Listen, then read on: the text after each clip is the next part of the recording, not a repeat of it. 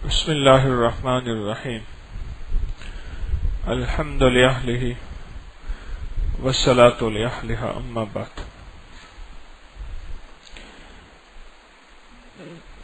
ایک شخص بڑھاپے میں پہنچ گئے، محسوس کیا کہ اب اپنی جائیداد اپنی اولاد میں تقسیم کر دینی چاہیے۔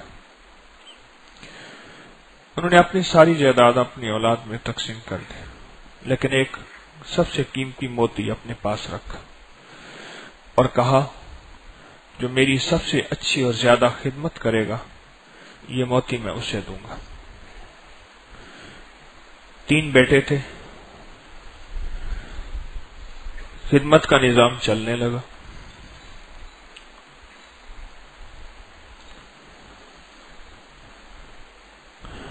ایک دفعہ ایک بیٹے نے آ کے ایک بات سنائی، اور وہ ایسے سنائی کہ انہوں نے تینوں بیٹوں کو بلایا اور تینوں کو کہا کہ آپ میں سے کون اس موتی کا چاہنے والا ہے اور طلبگار ہے۔ تو تینوں بیٹھ کے سب سے بڑے کو بلایا تو پوچھا کہ تو موتی چاہتا ہے؟ ہیرا لال جواہر جو قیمتی موتی ہے؟ تو اس نے کہا جی میں چاہتا ہوں۔ میں تیری کوئی خدمت بتا۔ کہنے لگا آپ کی خدمت جو کرتا ہوں، لیکن ایک واقعہ سناتا ہوں آپ کو۔ اپنے والد کو کہنے لگا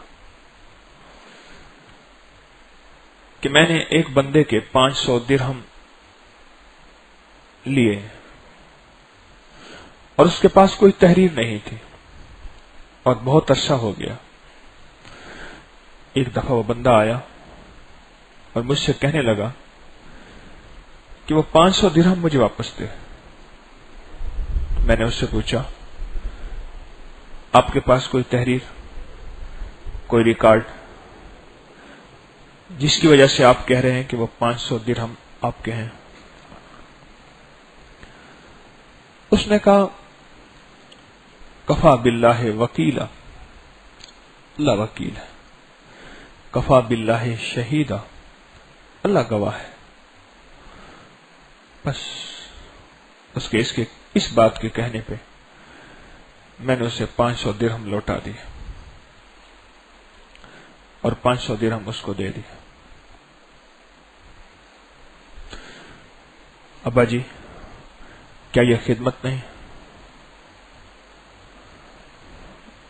تو اس کے والد کہنے لگے یہ تو نے امانت داری کی۔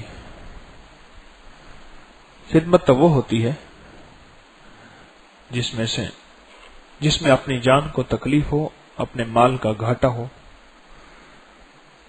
اور ایثار ہو۔ خدمت تو وہ ہوتی ہے۔ اگر تو مزید خدمت کرے گا پھر میں تیرے لیے موتی دینے کا سوچوں گا، ابھی تو فی الحال جا۔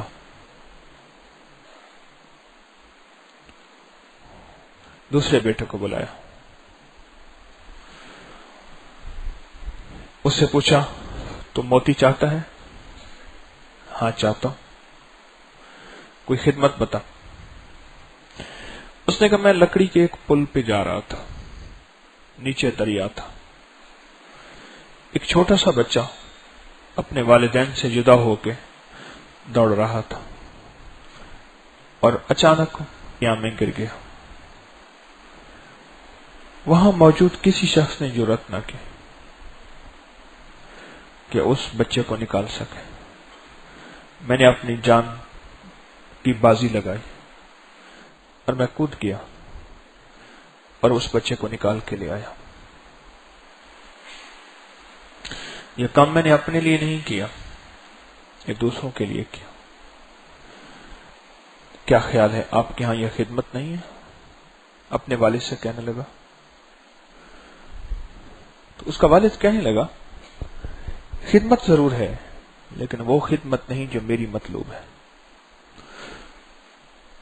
تجھے موتی میں دے دیتا لیکن تو فی الحال موتی کا حقدار نہیں۔ اب تیسرا اور آخری بیٹا بلایا، اس سے پوچھا تو موتی چاہتا ہے؟ کہا نہیں. تو کیا چاہتا ہے؟ انہوں نے کہا آپ کا حکم چاہتا. آپ نے بلایا اور آپ نے فرمایا کہ مجھے آ کے ملو. تو فرمایا تو کوئی اپنی خدمت بتا. اس نے کہا ایک سفر تھا، اس سفر میں جا رہا تھا. میں دور جنگلوں میں پہاڑوں میں نکل گیا. میں نے پہاڑ کے ایک غار پہ دیکھا کہ ایک شخص ہے، شراب کے نشے میں بالکل چور ہے اور مدہوش ہے.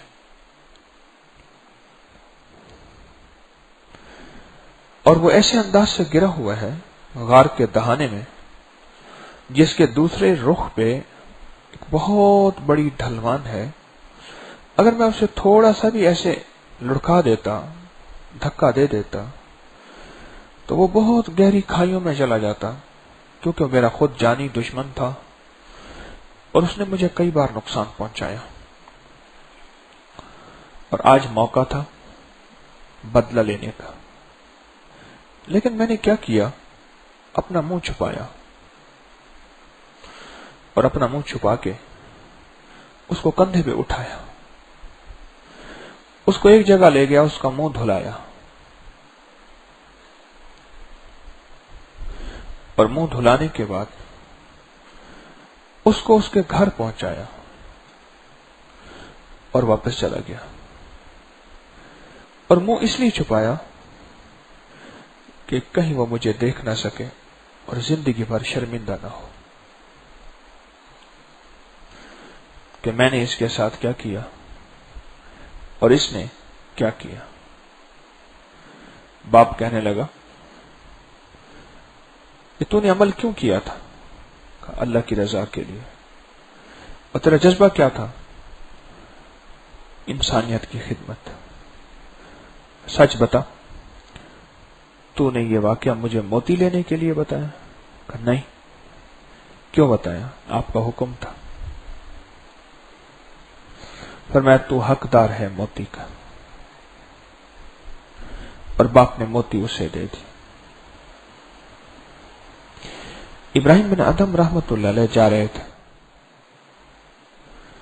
دیکھا راستے میں ایک جوان ہے، شراب کے نشے میں مدہوش ہے، منہ پہ مکھیاں پڑ رہی ہیں اور منہ سے جھاگ نکل رہی ہے. آپ نے دیکھا تو پریشان ہو گئے. کہیں سے پانی بھر کے لے آئے، اس کا منہ دھلایا، اس کی مکھیاں ہٹائیں. اسی دوران میں اس کو ہوش آ گیا اور اس نے دیکھا تو پہچان لیا. ابراہیم آپ؟ اور آپ نے اتنی گندگی صاف کی. اب اگر میرا منہ دھلوایا ہے تو میرا دل بھی دھلوا دے اور مجھے توبہ کرا دے. آپ نے اسے توبہ کرا دی. رات کو خواب دیکھا، کوئی کہنے والا کہہ رہا کہ ابراہیم، جس وقت آپ نے اس کا منہ دھلایا تھا اس وقت ہم نے آپ کا دل دھو دیا تھا، اور جس وقت آپ نے اس کا دل دھلوایا تھا یعنی توبہ کرائی تھی، ہم نے آپ کو ولایت دے دی تھی. اور جس وقت آپ چلے تھے وہاں سے، ہم نے آپ کو اپنی دوستی کے قدموں کی طرف چلایا. آج کے بعد آپ دنیا کی بھی کسی غرض سے بازار جائیں، اپنا پیشہ کریں، کوئی کام کریں، لیکن آپ ہمیشہ ہمارے دوستوں کے قدموں میں ہوں گے، اور آپ کو قدم اٹھے گا وہ ولایت کا قدم ہوگا.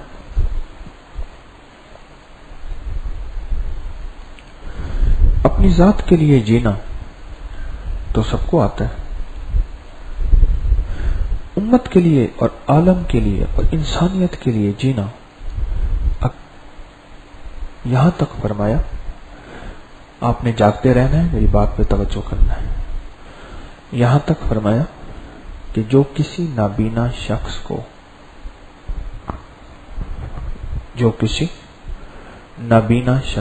اللہ کی رضا کے لیے 40 قدم چلائے, اس کا ہاتھ تھامے. کتنے قدم؟ اس کا ہاتھ تھامے. اور جب وہ اس کا ہاتھ چھوڑے گا تو اللہ اس قدم چلانے کی وجہ سے اس کی مغفرت اور بخشش کر دے گا. اب ذرا اس پہ غور کیجیے. جو آنکھوں کا نبینا ہو اس کو تو 40 قدم چلانے سے مغفرت ہو جائے, اور جو دل کا نابینا اور دل کا اندھا ہو اگر اس کا ہاتھ پکڑے تو پھر اللہ کیا دے گا؟ اس کا ہاتھ پکڑے تو پھر رب کیا دے گا؟ کیا آپ گمان کر سکتے؟ میرے رب کو اپنے بندے بہت پسند ہیں. ماں کا کالا ہو, حبشی ہو, غلام ہو, ماں کا بیٹا ہوتا ہے اور ماں کو بہت پسند ہوتا ہے. اور اب جو 70 ماؤں سے زیادہ محبت کرنے والا ہے اس کو اپنے بندے کتنے پسند ہوں گے, اور اس کو اپنے بندے کتنے محبوب ہوں گے, آپ نہیں سوچ سکتے. کسی بندے سے صرف اس لیے محبت کرنا, یہ میرے مدینے والے کا امتی ہے, اور اس سے ہاتھ ملانا کہ یہ میرے آقا کا امتی ہے, اللہ دونوں کے ہاتھ چھوڑنے سے پہلے بخشش کر دیتے ہیں اور دونوں کی مغفرت کر دیتے ہیں. اور اس میں جو جس کی نیت زیادہ طاقتور ہوگی اللہ اس کی مغفرت پہلے کرتے ہیں.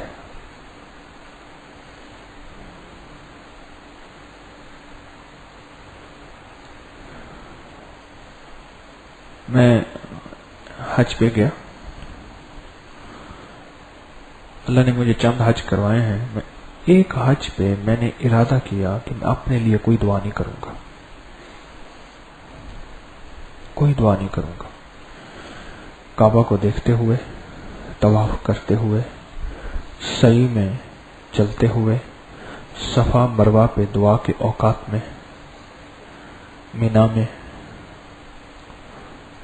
عرفات میں, عرفات کی خاص قبولیت کی دعا زوال کے بعد اس میں, مزدلفہ اور مزدلفہ کی خاص قبولیت کی دعا, پھر طواف زیارہ میں, پھر طواف الوداع میں اور قربانی میں. میں نے کہیں اپنے لیے دعا نہیں کرنے, میں نے مدینے والے کی امت کے لیے, اپنے سے حسد کرنے والوں کے لیے, برا بھلا کہنے والوں کے لیے, الزام لگانے والوں کے لیے دعائیں کرنی. یہ میں نے گھر سے ارادہ کر لیا. جس وقت میں نے احرام باندھا اور احرام باندھنے کے بعد میں نے تلبیہ پڑھا, لبیک اللہم لبیک, اس وقت یہ ارادہ میں نے پختہ کر لیا. اور اللہ کے فضل و کرم سے اس ارادے کے ساتھ مسلسل جن کے نام یاد تھے میں ان کے نام لے کے دعائیں مانگتا رہا, جن کے نام یاد نہیں تھے غائبانہ مانگتا رہا. ساری انسانیت کے لیے, سارے عالم کے لیے, ساری امت کے لیے, امت کے مسلمانوں کے لیے اور غیر مسلموں کے لیے جو مجھ سے ہو سکا میں نے مانگا.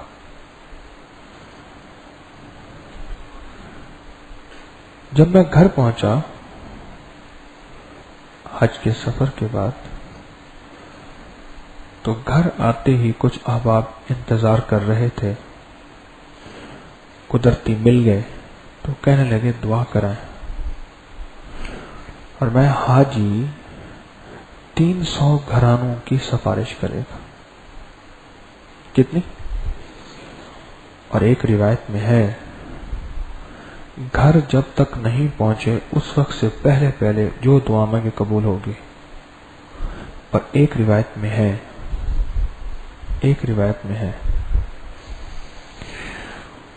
کہ یکم ذی الحجہ تک اس کی دعائیں قبول ہوتی ہیں. اور ایک روایت میں ہے ربیع الاول تک اس دعائیں قبول ہوتی ہیں.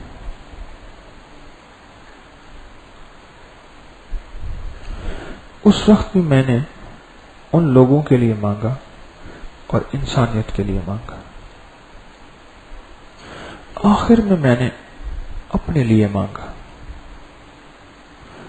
آپ سوچ نہیں سکتے، آپ گمان نہیں کر سکتے کہ سب سے زیادہ نفع مجھے اسی حج پہ ملا. سب سے زیادہ نفع مجھے اسی حج پہ ملا.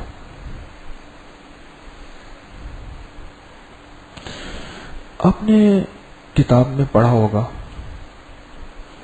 کہ نیوٹن کا تیسرا قانون 9ویں 10ویں میں نے بھی پڑھا کہ ہر عمل کا رد عمل ہوتا ہے. یہ عمل اور رد عمل برابر لیکن سمت میں مخالف ہوتے ہیں. اور پھر مثال ہے کہ جس زور سے گیند دیوار پہ پھینکیں گے اسی زور سے واپس آئے گی. جس زور سے گیند دیوار پہ پھینکیں گے اسی زور سے واپس آئے گی.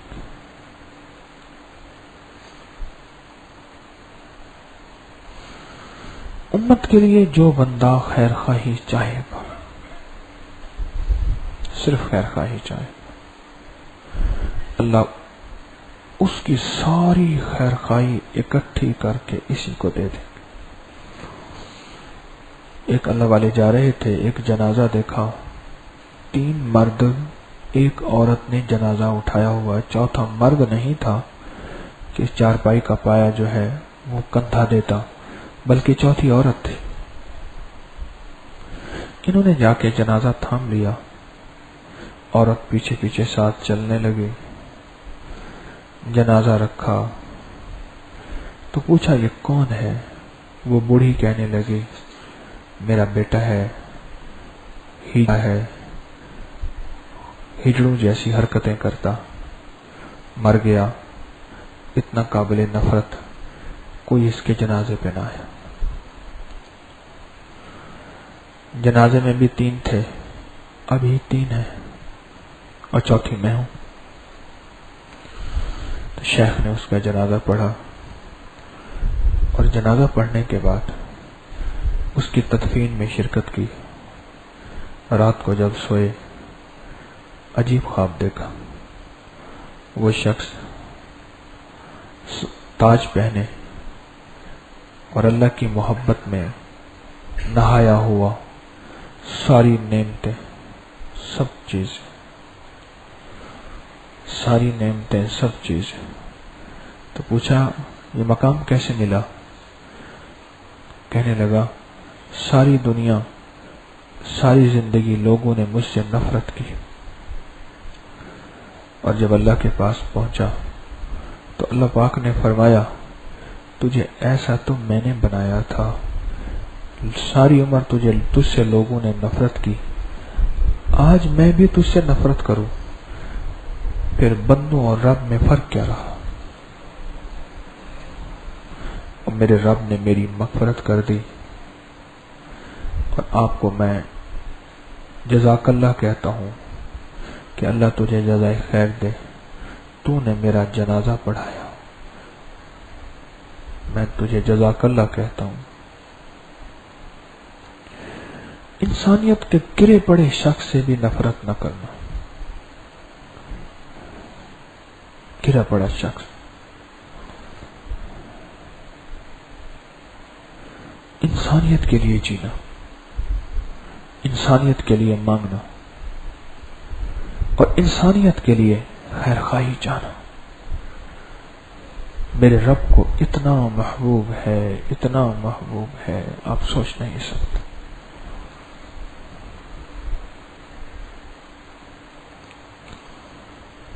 صرف ماں کی اور باپ کی خیر خواہی چاہتے ہوئے ان کے چہرے کی طرف ایسے دیکھ لینا مقبول حج عمرے کا ثواب ہے. ایسے دیکھ لینا صرف. اور آپ نے محسوس نہیں کیا قرآن نے ایک بڑی باریک بات کہی ہے، اور وہ بات یہ کہی ہے کہ جب ماں باپ بڑھاپے میں پہنچے تو اس وقت اف نہ کہنا. ماں باپ کو جوانی میں نہیں کہا، بڑھاپے میں کہا. کیوں؟ بڑھاپے میں قوتیں کمزور ہو جاتی ہیں، بندہ چچڑا ہو جاتا ہے، ہر چیز ساتھ چھوڑ جاتی ہے، جسم بھی، اعصاب بھی، اعضاء بھی، چیزیں بھی ساتھ چھوڑ جاتی ہیں. اس وقت انسان کے اندر بڑھاپے میں کچھ چیزیں پیدا ہو جاتی ہیں. اس لیے فرمایا کہ جب بڑھاپے میں پہنچے تو اس وقت اف نہ کہنا، آہ نہ کہنا. اپنے دل کو وسیع کرے، اپنے برتن کو بڑا کرے.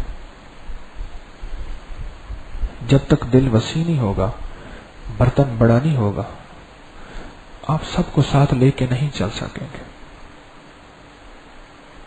اور سب کے ساتھ نہیں چل سکیں گے، سب کے ساتھ نہیں چل سکیں گے. ایک صاحب میرے پاس آتے تھے، پھر کچھ عرصہ وہ آنا چھوڑ گئے. ایک دفعہ ملے تو میں نے پوچھا آپ کیوں نہیں آتے؟ کہنے لگے بس. میں نے کہا سچ بتا کیوں نہیں آتا؟ کہ مولوی صاحب تھے، وہ کہنے لگے کہ حکیم طارق اللہ کے نبی کو نہیں مانتا. میں حیران ہوا کہ حکیم طارق ایسا ہے. میں نے کہا وہ تو نبی کی باتیں کرتا ہے، کہہ رہے اوپر اوپر سے کرتا ہے، اندر سے نہیں مانتا. لوگوں کو جمع کرنے کے لیے، لوگوں سے پیسے لینے کے لیے، مال لینے کے لیے. بس وہ کہا کہ انہوں نے مجھے کوئی ایسا انجیکشن لگایا، میں نے آپ کے پاس آنا چھوڑ دیا. اچھا، میں نے اپنی صفائی نہیں دی. میں نے اس سے ایک سوال کیا. میں نے کہا یہ بتاؤ، آپ کو آواز آ رہی ہے؟ آ رہی؟ میں نے کہا یہ بتاؤ کہ جب تسبیح خانے میں میرے پاس آتے تھے اس وقت کی اور موجودہ زندگی میں فرق بتاؤ، لیکن امانت سے بتانا، خیانت نہیں کرنی. کہ لوگ اس وقت زندگی کا حال یہ تھا کہ نماز کی پابندی کرتا تھا، ذکر کی پابندی کرتا تھا، لوگوں کو سلام کرتا تھا، اور اللہ کے نبی علیہ الصلوۃ والسلام کی سنتوں پہ عمل کرنے کی بھرپور کوشش کرتا تھا. اور عالم یہ ہے کہ جب سے تار ٹوٹی ہے، رابطہ ٹوٹا ہے، اس وقت سے لے کر اب تک زندگی کی وہ ترتیب ختم ہو گئی ہے. کبھی کر لیا تو کر لیا، کبھی نہ کیا تو نہ کیا. تو میں نے کہا اب بتائیں کہ اس رابطے سے نبوت کے قریب تھے یا اب نبوت کے قریب تھے؟ کہہ رہے پہلے نبوت کے قریب تھا. جب تسبیح خانے میں تھا اس وقت میں نبوت کے قریب تھا.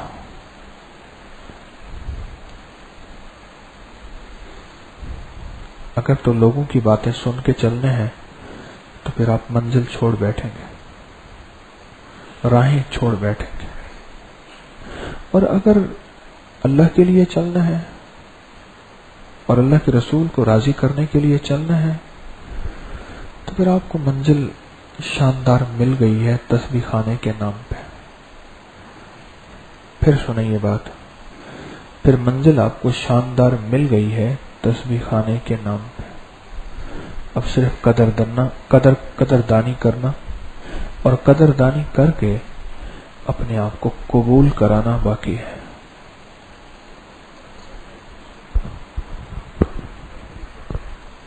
قدردانی کر کے اپنے آپ کو قبول کرانا باقی ہے. آپ کا کیا خیال ہے؟ کوئی تسبیح خانے میں آخری عشرے کے لیے آیا، کوئی رمضان پورا گزارا، کوئی 15 شعبان سے آیا. آپ کا دل مطمئن ہے کہ تسبیح خانے سے آپ کو دنیا آخرت کے مسائل کے حل ہونے میں مدد ملے گی، یا غیر مطمئن ہے؟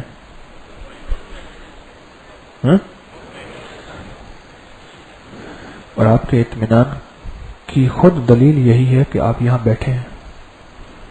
یہ بھی اطمینان کی دلیل ہے کہ آپ یہاں بیٹھے ہیں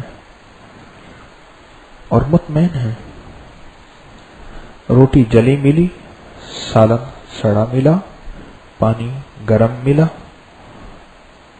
مزاج کا نہ ملا، طبیعت کا نہ ملا، لیکن چہرے پہ اطمینان ہے. جبکہ ایسا نہیں ہے روٹی بہت اچھی، سب بہت اچھا، شاید کھیر بھی ملی، کھیر بھی کھائی اور بہت اچھی،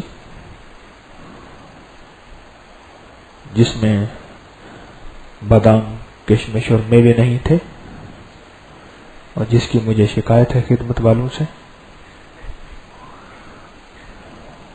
ڈال دیتے تو میری جیب اور ہلکی ہو جاتی، لیکن نہیں ڈالا.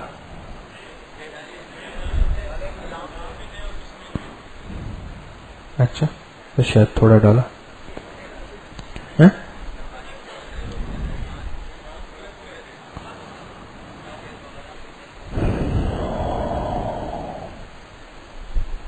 تھا ایسے بادام تھے. چلو اس بہانے کئی لوگوں کی نیند تو کھل گئی.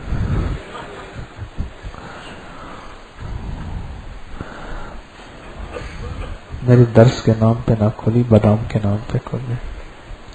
ویسے بھی آپ کو بادام بے دام ملے تھے، پیسے تو آپ کے لگے نہیں تھے. بے دام ایک ہوتے ہیں با پیسوں کے ساتھ، بادام کہتے ہیں پیسوں کے ساتھ، اور بے دام ایسی چیز جس کے پیسے نہ لگے ہوں.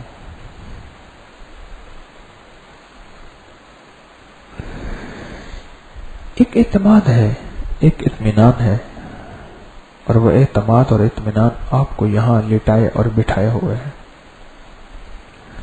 اور وہ اعتماد اور اطمینان ہے جنہیں آپ کو یہاں مہینہ گزروا دیا، 20 دن 25 دن گزروا دیے، اور مزید پورا عزم لے کے بیٹھے ہیں کہ ہم نے یہاں مزید دن گزارنے ہیں. اس کے پیچھے کیا چیز ہے؟ کیا یہاں کے بوفے، کھانے، ایئر کنڈیشن، اور اس کے بعد ڈالروں کے حساب سے پیسے ملنے کی توقع، یہی ہے؟ آپ کہہ رہے ہیں یہی ہے؟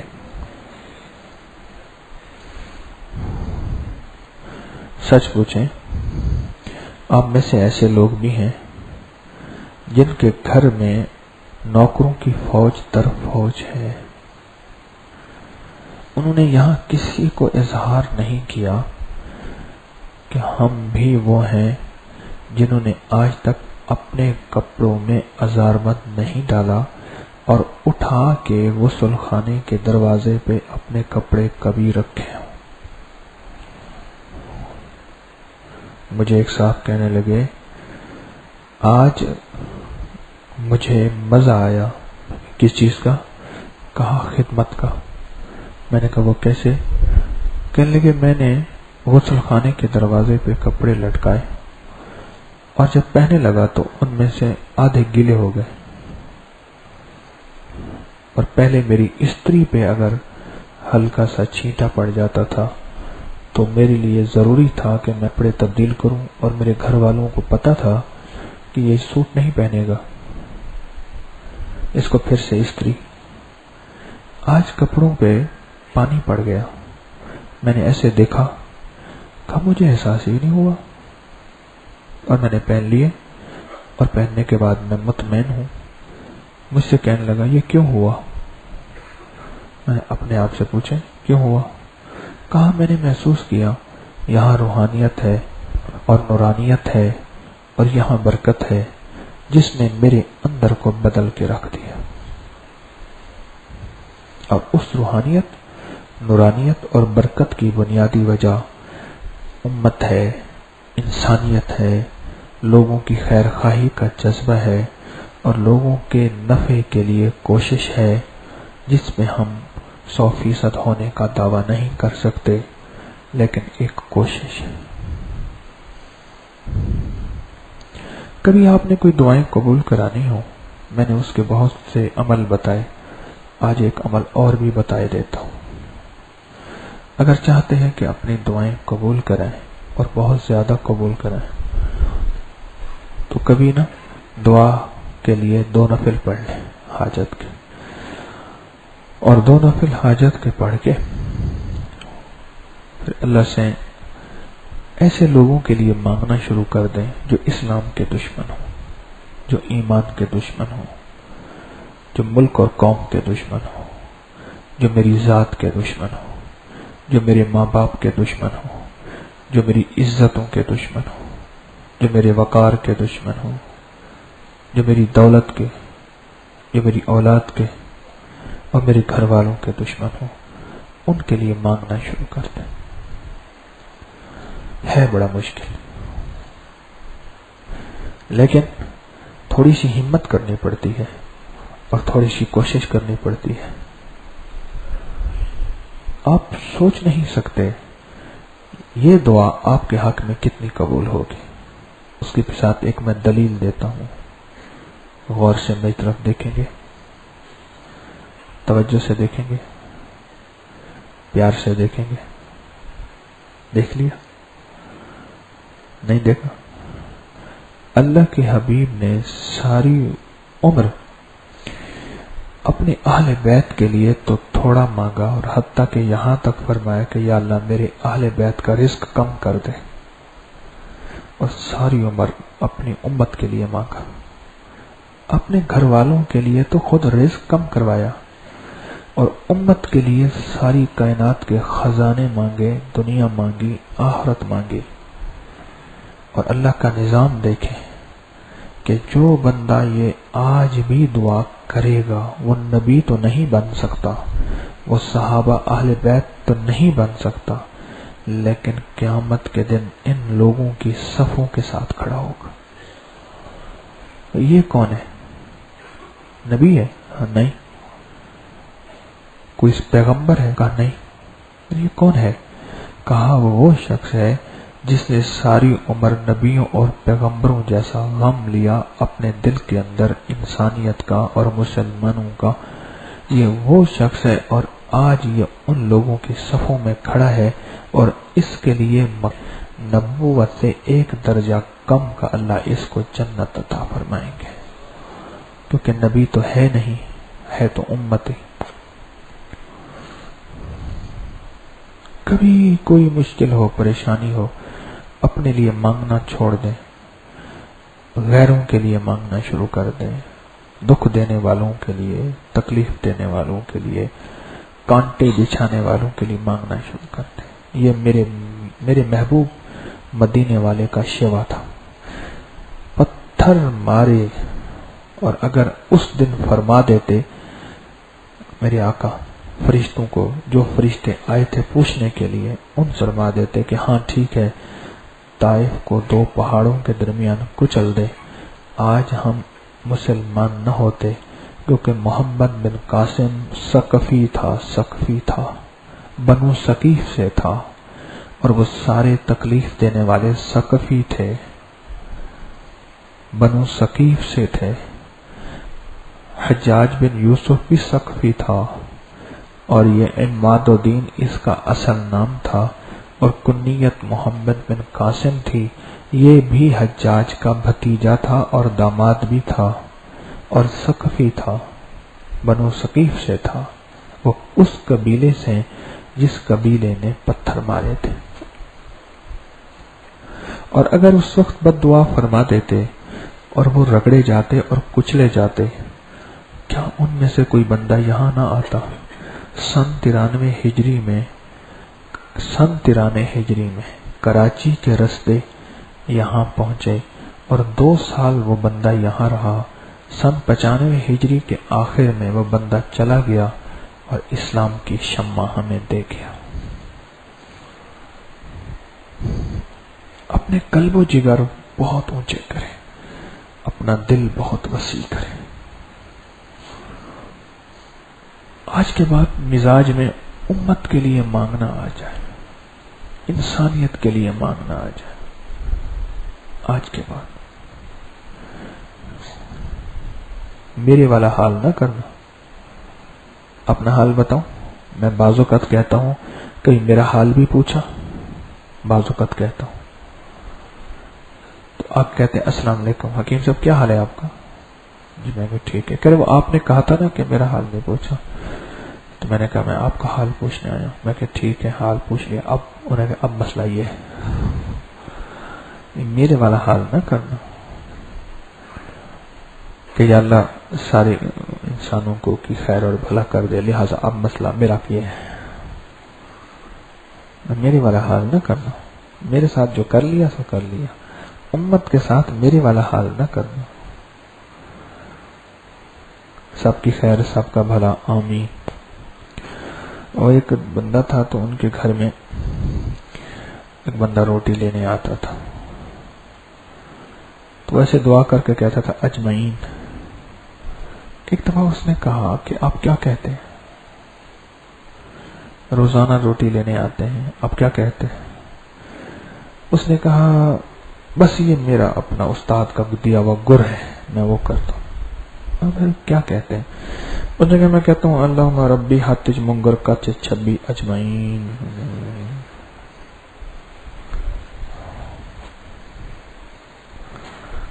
میں یہ کہتا ہوں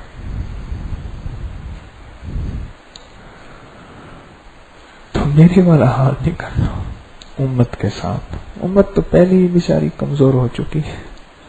امت تو پہلی کہاں سے کہاں چلی گئی. امت کو وقت دے. مجھے تو کہہ لیا حکیم صاحب کیا حال ہے, خیریت ہے, اب طبیعت ٹھیک ہے؟ جی. میں نے کہا جی ٹھیک ہے. جی اب انہیں کہ اب مسئلہ یہ ہے. پھر اپنی تفصیل بیان کی. امت کے ساتھ یہ نہیں کرنا کہ یا اللہ کیا حال ہے, آپ کے بندے ٹھیک ہیں, آپ کی ساری مخلوق ٹھیک ہے, اچھا میری دعا ہے ان کے لیے, سب کا خیر سب کا بھلا, لہٰذا آپ مسئلہ یا اللہ یہ میری بیوی کا یہ ہے, میرے بیٹے کا یہ ہے, میرا یہ ہے, میرے گھر کا یہ ہے, میری زندگی کا یہ ہے. یہاں تو بڑی تفصیلات اور وہاں فارمیلٹی اللہ کے سامنے اوکے کروا دیا.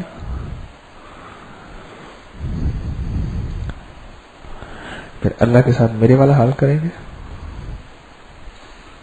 جی. ٹھیک ہے آپ کریں گے تو پھر آپ کی مرضی. پروگرام تو یہی نظر آ رہا ہے. میں کہتا ہوں آپ امت کے لیے تڑپ کے دیکھیں تو صحیح. آپ کے لیے تڑپنے والے لاکھوں بن جائیں, آپ کے لیے مانگنے والے لاکھوں بن جائیں. آپ نے محسوس نہیں کیا قبرستان میں بعض لوگ میت قبر میں اتارنے والے ہوتے ہیں, آپ ہر قبرستان میں دیکھیں گے 2-4 بندے خامخواہ شور کرنے والے آپ کو ملیں گے. آپ تجربہ کریں. اور جس کے ہاتھ میں میت ہے اس کا اتارنا, اس کا سارا بوجھ اس کے ہاتھ میں ہے, قبر کی تنگ حصے میں اس کو اتار رہا, اور خاص طور پہ وہ قبر ہو جو محرابی بنی ہوئی ہو, جس کے اب سلیبیں نہ ہو, اندر جانا ہے. اور کچھ لوگ ایسے خامخواہ شور کر رہے ہوں گے, ادھر سے پکڑو, ہٹ جاؤ, یوں کرو. وہ سبجیکٹ ہے ان کا, اور میں انہی میں سے ہوں. صرف شور شرابہ کیا میں نے ابھی. لاکھوں لوگ سچے میرے لیے دعائیں کرنے والے بن گئے, اور گفٹ لانے والے. کون سے؟ مال کے نہیں, اعمال کے. اتنے گفٹ مجھے ملتے ہیں اعمال کے, اور سچے. یہ نہیں ہے. میں نے ایک صاحب کو فون کیا, وہ پروفیشن تھے, ایک پیشہ ور انسان تھے. کس چیز کے ذرا غور سے دیکھیے گا, یہ بھی ایک پیشہ ہے. ہر قرآن خوانی پہ جاتے ہیں, 3-4 پلیٹیں ان کے سامنے لازم, حاذا من اللازم. ٹھیک. وہ کہتے ہیں جی لکھے میرے 10 قرآن, اتنا کلمہ لاکھ, اتنا. میں نے ایک دفعہ اس سے پوچھا, میں نے کہا اللہ کا بندہ یہ تو کیا کرتا ہے؟ میں نے کہا اللہ بڑا کریم ہے, بس بندوں کو خوش کرنا ہے نا. یعنی اعمال کے ساتھ دکھ. ان کی والدہ فوت ہوئی. میں نے فون کیا. جی میں حکیم طارق بول رہا ہوں. مجھے کہنے لگا حکیم صاحب میری والدہ کو 9 دفعہ 11 دفعہ کلمہ پڑھ کے دینا مجھے لاکھوں نہیں چاہیے لیکن پڑھنا صحیح. یعنی اماں کے لیے تو سچ چاہیے کیونکہ اپنی ماں ہوئی نا. اور جہاں لوگوں کا معاملہ ہے وہاں ایسے مولی گاجر کا ڈھیر جیسے ہوتا ہے اٹھا کے ایسے پھینک دو. اعمال کو سچ جھوٹ سارا جمع کر دو.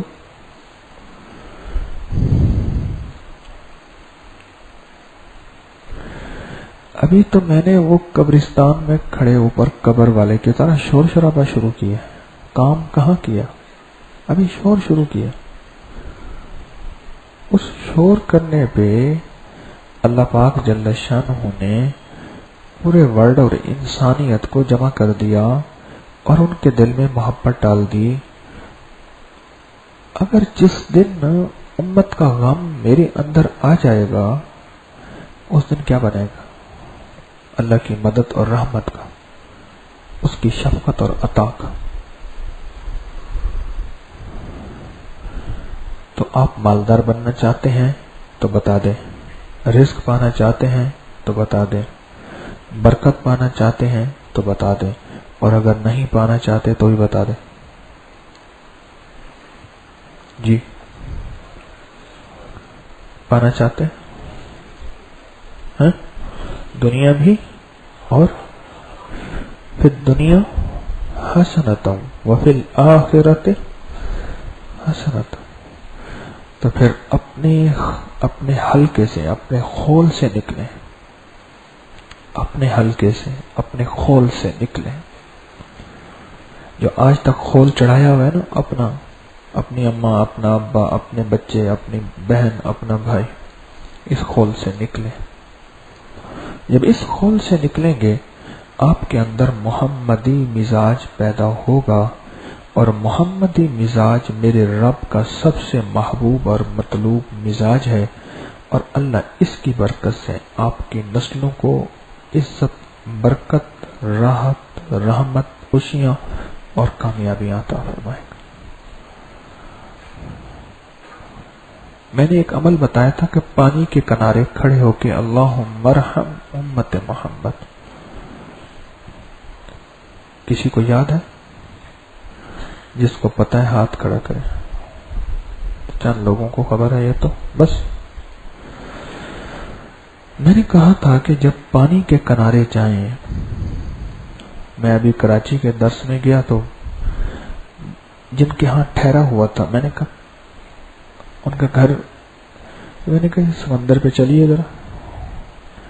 سمندر میں کھڑے ہو کے ایک طرف لوگ تھے بہت زیادہ, عورتیں مرد, ایک طرف کھڑے ہو کے, اوپر کھڑے ہو کے میں نے یہ عمل پڑھا, اللہم ارحم امت محمد صلی اللہ علیہ وسلم. اللہ امت محمدیہ پہ رحم فرما. بس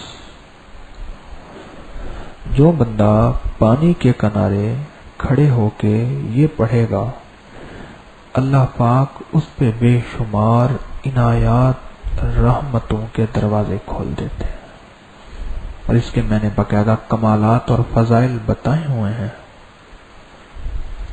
پانی کے کنارے ہو کے. اور یہ صرف پانی کے کنارے کی دعا نہیں, وہاں میں نے اس لیے بتایا تھا کہ پانی کے کنارے ایک خاص جادو ہوتا ہے جنات کا. پانی کے کنارے, ہر سمندر کے اور دریا کے کنارے, آپ نے دیکھا نہیں دریاؤں کے کنارے رہنے والے لوگوں میں اکثریت کرائمنل ہوتے ہیں. سارے نہیں کہہ رہا. دریاؤں کی پٹی دائیں بائیں اکثر جرائم پیشہ لوگ ہوتے ہیں. اور آپ نے دیکھا نہیں سمندر کے کنارے اکثریت کوئی اور جذبہ لے کے جاتی ہے, صرف سیر و تفریح کا جذبہ نہیں ہوتا, اس میں بہت زیادہ اکثریت کے ذہن عیاشی کی طرف ہوتا ہے. اور اس پانی کے کنارے گناہ زیادہ ہوتے ہیں, وہاں شیاطین کا ایک جادو ہوتا ہے. جادو. میں یہ بات کر رہا تھا تھے, ایک صاحب بیٹھے تھے, مجھے کہنے لگے اچھے خاصے, کہنے میں ساحلی سمندر پہ جاتا ہوں کراچی کے, مجھے کہنے لگے اچھے خاصے حیادار اور پردے دار لوگ وہاں جا کے اپنا پردہ حیا ختم کر دیتے ہیں. میں حیران ہوں, آج پتا چلا کہ وہاں شیاطین کا جادو ہے, اور جو بھی اس جادو کے حلقے میں جائے گا اس پہ اثر ہوگا. ہاں, وہ اگر اعمال کے ذریعے اپنے آپ کو بچا لے اللہ کی حفاظت میں, ورنہ جادو کا اثر ہوگا شیاطین کے جادو کا.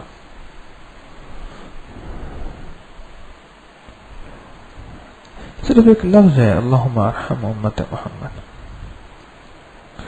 اور میں نے آپ کو اس دن بھی بتایا کہ جو بندہ چاہتا ہے کہ میری دعا قبول ہو, وہ اپنی ذات کے حلقے سے نکلے اور پڑھے 27 دفعہ اللہم اغفر لی ولوالدی وللمؤمنین والمؤمنات والمسلمین والمسلمات 27 دفعہ.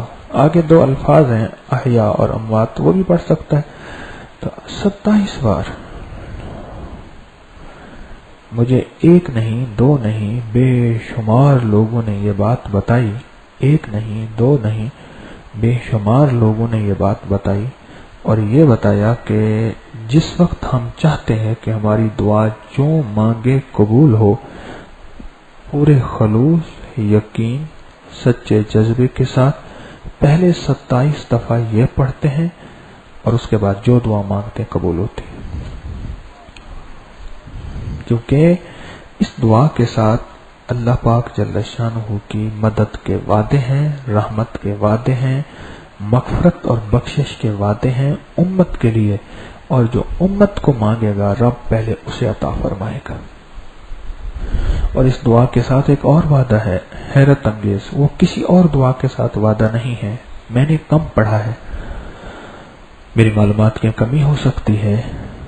اس دعا کے ساتھ ایک وعدہ ہے, اللہ اس بندے کو, جو بندہ روزانہ 27 دفعہ یہ دعا پڑھے گا, 25 یا 27 بار, اللہ پاک اس بندے کو ان لوگوں میں شامل کر لیں گے جن لوگوں کے ذریعے مخلوق کو رزق ملتا ہے.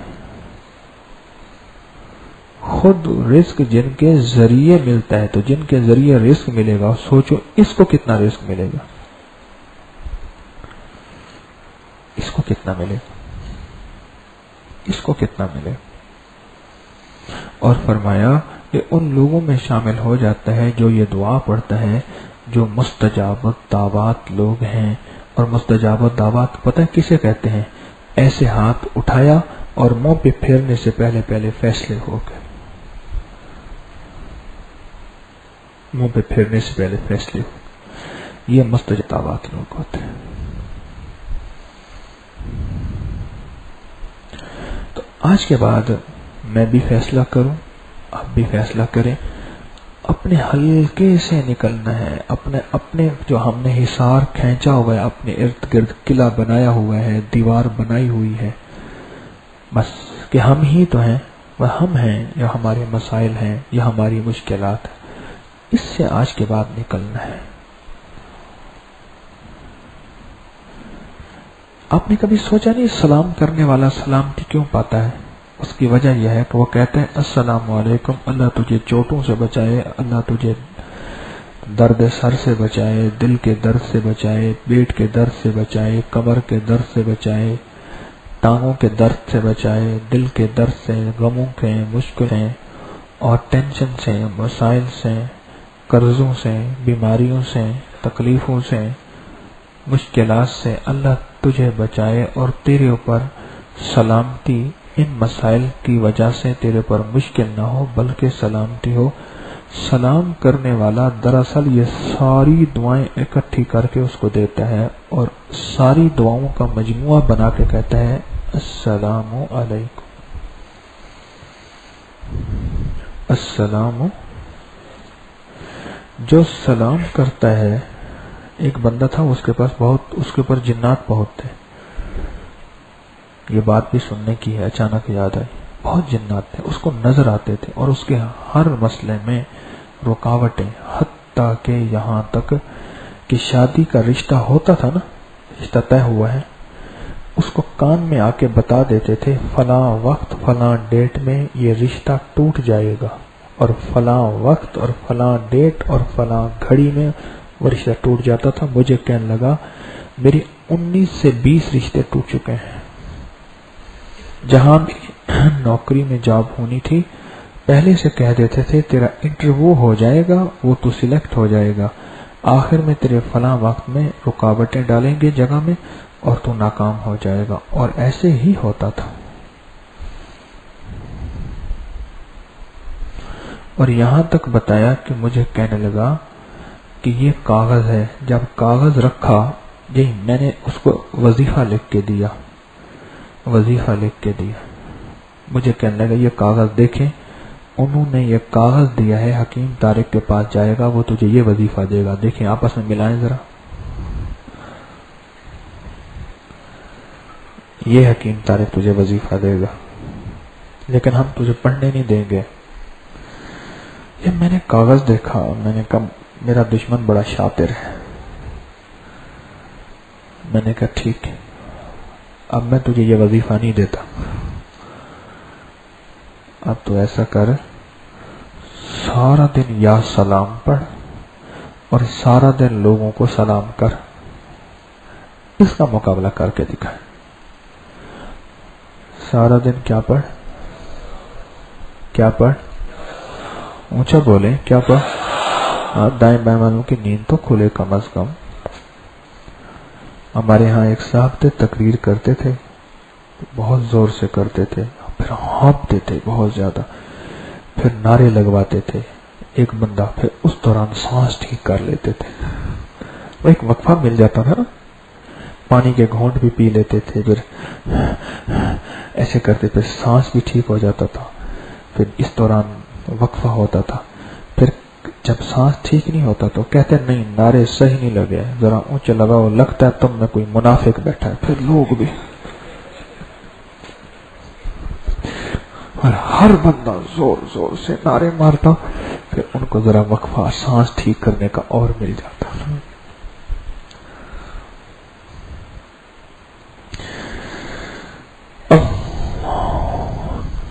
میں نے ان سے کہا کہ آپ جو ہے اب صرف سارا دن پڑھو یا سلام یا سلامو، اور لوگوں کو سلام کریں، اور اس جذبے کے ساتھ یا اللہ میرا مطلوب یہ ہے کہ لوگوں پہ تو سلامتی بھیج، اور جب تیری سلامتی آئے گی ان کی کوئی مسئلے مشکلیں رہیں گی نہیں. کہ تیری سلامتی کا مسئلہ، تیری سلامتی کی مثال ایسا ہے کہ مکڑی نے اپنا جالا تانا ہوا، کئی مکھی، کئی مچھر، کئی کیڑے اس میں گرفتار کیے ہوئے اور ان کو اپنے جالے میں تنا ہوا، بنا ہوا، اور وہ سمجھتی ہے کائنات میں مجھ سے بڑا طاقتور کوئی ہے ہی نہیں، کیونکہ کئی لوگوں کو، کئی مکھیوں کو اس نے گرفتار کیا، کئی مچھروں کو گرفتار کیا، کئی کیڑوں کو گرفتار کیا.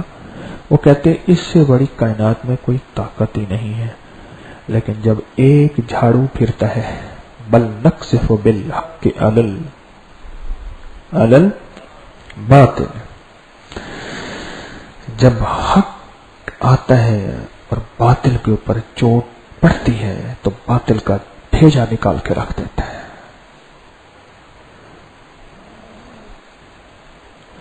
تو میں نے کہا اس سے کہو کہ صرف سارا دن یا سلام پڑھے اور سارا دن لوگوں کو سلام کرے. ایک حدیث سناؤں میں، حدیث میں آتا ہے علامات قیامت میں یہ بھی شامل ہوگی، لوگ اپنوں کو سلام کریں گے، جاننے والوں کو، جو نہیں جس کو جانتے اس کو سلام نہیں کریں گے. ہمارے ایک پروفیسر تھے کالج میں، ہمیں پیتھالوجی پڑھاتے تھے. کہنے لگے ایک دفعہ نا ہمارے گلی کا ایک بندہ تھا، تحصیلدار تھا، اس نے مجھے سلام کیا. میں نے آگے جا کے پوچھا یہ ریٹائر تو نہیں ہو گیا؟ انہوں نے کہا ریٹائر ہو گیا.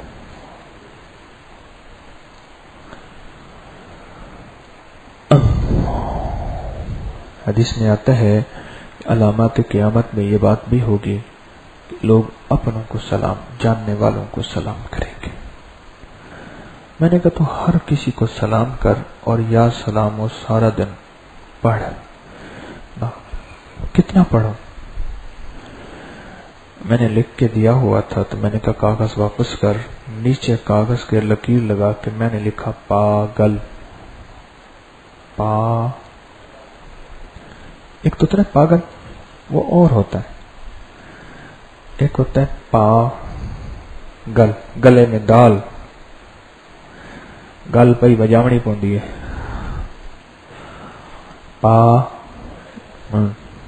میں کہا اب جا پاگل بن جا. صرف سلام کی برکت سے وہ شیاطین جنات جن کہہ دیا تھا کہ حکیم طارق تجھے یہ لکھ کے دے گا، اور وہی لکھ کے دیا، اور وہ وظیفہ میں نے ہٹایا، سلام دیا، تو کوئی 2 ہفتے نہ نکل سکے. چیخوں کے 2 ہفتے نہ نکل سکے. کہنے لگے حکیم طارق کے پاس لے چل ہمیں. کسی ذریعے سے میرے پاس آیا، اور آتے ہی بیٹھا، اندر سے جنات نے بولنا شروع کر دیا اس کے اندر کہ جی آپ نے انہیں کیا دیا؟ میں کہ جی اللہ کا نام دیا. میرے پاس ہے ہی کیا؟ میں نے اپنا نام دیتا تو آپ کو شکوہ تھا، یا طارق ہو یا طارق ہو یا طارق کی تسبیح پڑھو، اور سارا دن لوگوں کو کہو یا طارق ہو، یا السلام علیکم الطارق علیکم. میں نے تو اللہ کا نام دیا ہے کیونکہ میں مٹنے والا ہوں، میرا رب سدا باقی ہمیشہ جاویدہ. کہنے لگے آپ نے ہمارے ساتھ دشمنی کی ہے، نام کی وجہ سے ہمارے جھونپڑے جل گئے، ہمارے گھر جل گئے، ہمارے کوئی بچے مر گئے، کوئی نقصان ہو گیا. مجھے کہنے لگے آپ جانتے ہیں ہم آپ کا بھی نقصان کریں گے. میں نے کہا بالکل مجھے تسلی ہے، جس یا سلام نے اس کی حفاظت کی ہے وہی یا سلام میری بھی حفاظت کریں گے، اور وہی یا سلام میری نسلوں کی بھی انشاءاللہ حفاظت کرے گا. وکفا باللہ ولیا وکفا باللہ نصیرا.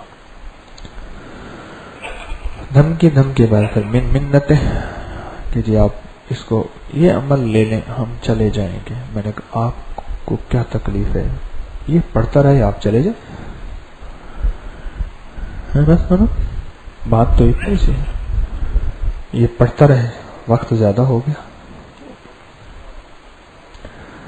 یہ پڑھتا رہے آپ چلے جائیں، آپ کو کیا تکلیف؟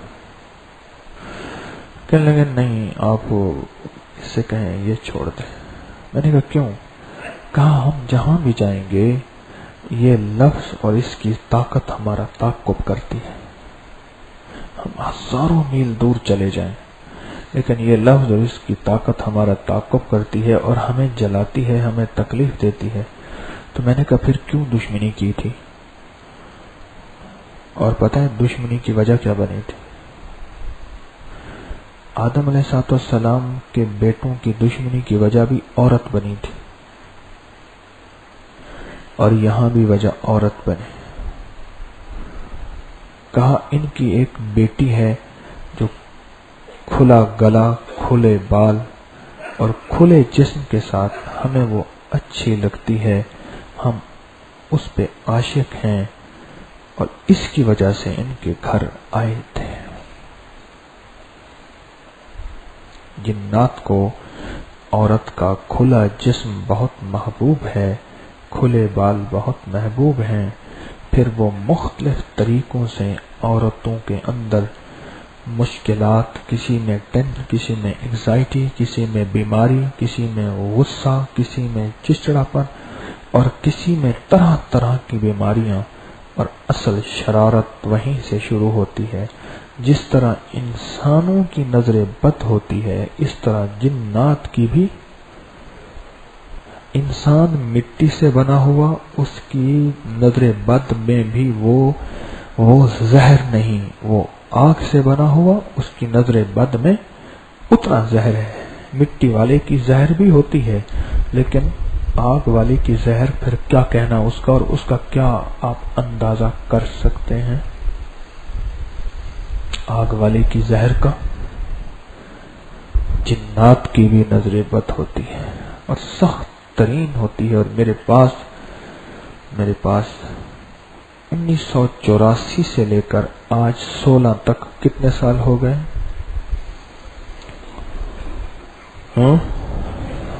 تقریباً 32 سال سے میں نے یہ کیس دیکھے.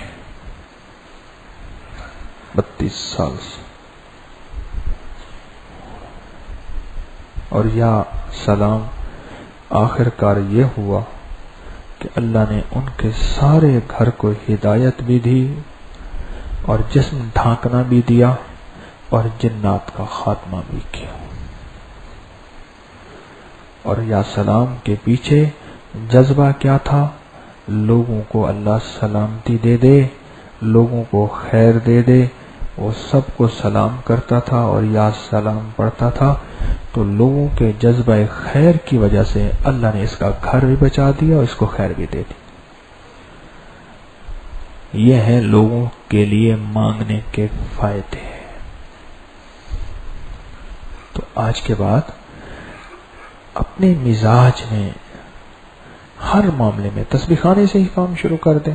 کھانے کے اوقات میں، پینے کے اوقات میں، نماز پڑھنے میں، صفوں میں، غسل خانے میں، وضو خانے میں لوگوں کا خیال کرنا شروع کر دیں. لوگوں کے ساتھ خیر خواہی چاہنا شروع کر دیں. درگزر معاف کرنا شروع کر دیں. یہیں سے نظام خیر کا شروع ہو جائے گا. ٹھیک ہے نا؟ کریں گے. اب بیٹھ کے اللہ کا ذکر، اللہ کے دھیان، توجہ پورے یقین کے ساتھ، اور پھر بیٹھ کے مراقبہ کریں گے تھوڑے وقت میں، لیکن تنہائی میں اس مراقبے کی مشق کرنی ہے اور روزانہ کرنا ہے. اور تصور یہ ہے کہ عرش الہی سے نور میرے دل پہ آ رہا اور میرا دل اللہ اللہ کہہ رہا. افضل الذکر لا الہ اللہ.